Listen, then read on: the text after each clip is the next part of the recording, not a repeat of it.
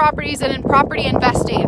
If you're considering getting into property investing, my biggest, I think, piece of advice I have is get a great team, or get people that know what they're doing working with you, at least for the first couple years, so they can help you navigate the good, the bad, the ugly, the everything in between. And I am also very grateful of the team of people that I use. So it's not just a one-man shop here, one-woman shop here. It's multiple people, and some of the more surprising, or when I first started with being a landlord, I found it surprising that I had so many people around me that were helping, like the quarterly bug spray people for all of my properties. They do indoor and outdoor, and this is one of the things where I don't see it often in leases where they do pest control, or they do like a minimal pest control. I love keeping pest control in my lease and being my responsibility. And the reason is it's like $25, guys, $25 a quarter or something like that.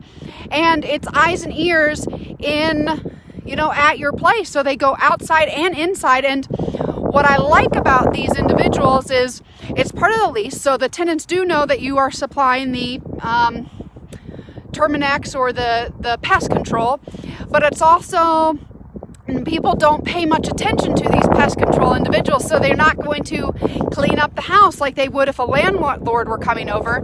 They just go about their normal business and don't really care. And that's actually where I've gotten my best information on properties and how properties are being treated, and if I might need to do a pop by, a called pop by at least 24 hours in advance, or whatever your local law is. But I have gotten so much information from my pest control people, and they tell me about how the tenants keeping the house. I mean, fortunately, I've had some issues, and they were resolved because the pest control told me that I needed to, check the house. I mean, once I had doors broken into. Now it was tenant anger management, broke both doors down to get into the house. But I didn't know that, and I don't make a habit of swinging by all my properties every day. He actually told me. He also, I've also had them tell me about kids or with dogs not being treated right, which is, I hate those phone calls, but I'd rather someone tell me that, hey, there's an animal that's locked in this house, no one's home. Like, I'd rather someone tell me, and then I can deal with the issue and help that poor dog out.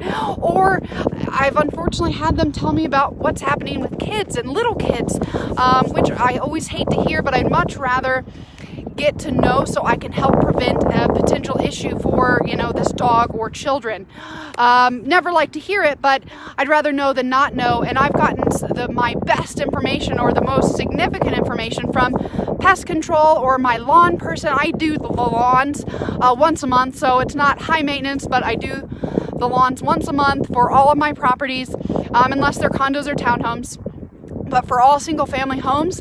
And I get so much information from these people that are just serving maintenance on the house, because the tenants aren't pretending with these people. And so I think that's, so I actually pay the extra money. The quarterly pest control is like $25 inside and then $25 out, or something like that. And then I pay about $50 to $75 to mow the lawn.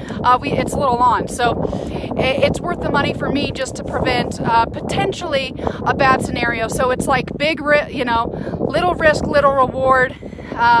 The big risk, big reward, just kind of, it's your risk reward ratio. And I just think that's a little bit of effort, and it could prevent a bad situation from happening. So if you guys ever have any questions on landlord, real estate, anything of that nature, my door is always open. Thanks.